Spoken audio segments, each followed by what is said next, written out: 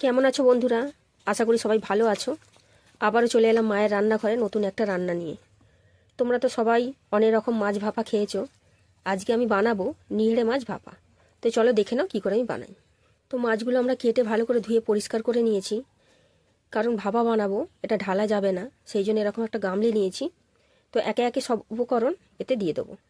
দুটো বড় সাইজের আলু, একটা বড় বেগুন থেকে আমি হাফটা কেটে নিয়েছি, এইভাবে দিয়ে দেবো। দুটো বড় সাইজের পেঁয়াজ কুচি করে নিয়েছি, একটা বড় সাইজের টমেটো কুচি করে নিয়েছি, বড় চামচের 1 চামচের মতন আদা রসুন আমি গ্রেট করে নিয়েছি, হলুদের গুঁড়ো, লঙ্কার গুঁড়ো,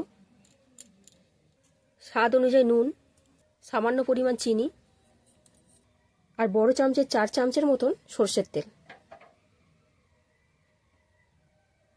আর 1 বাটির মতন জল। এবার সব উপকরণগুলো ভালো করে মাখিয়ে নেব মশলার সাথে। মশলার সাথে ভালো করে মাখানো হয়ে গেছে, তো এটা রেস্টে রাখবো না, সরাসরি রান্নার কাজে চলে যাব। গ্যাসটা অন করে দিয়েছি, এবার ভালো করে একটু জোর দিয়ে ফুটিয়ে নেবো একবার। তো বন্ধুরা দেখতেই পাচ্ছ ভালো করে জলটা ফুটে উঠেছে মাছের। তো এবারে ধিমি আছে চাপা দিয়ে সেদ্ধ হওয়া পর্যন্ত অপেক্ষা করব। তো বন্ধুরা দেখতেই পাচ্ছ সব সেদ্ধ হয়ে গেছে, তো এবারে নামিয়ে নেব। তো রেডি হয়ে গেল আমাদের নিহেড়ে মাছ ভাপা। তো মায়ের থেকে শেখাই রান্নাটা করলাম, তোমরাও বাড়িতে বানিয়ে খেয়ে দেখো, আশা করছি ভালো লাগবে। তো ফিরে আসছি কোনো নতুন ভিডিও নিয়ে। সবাই সুস্থ থেকো, ভালো থেকো, নমস্কার।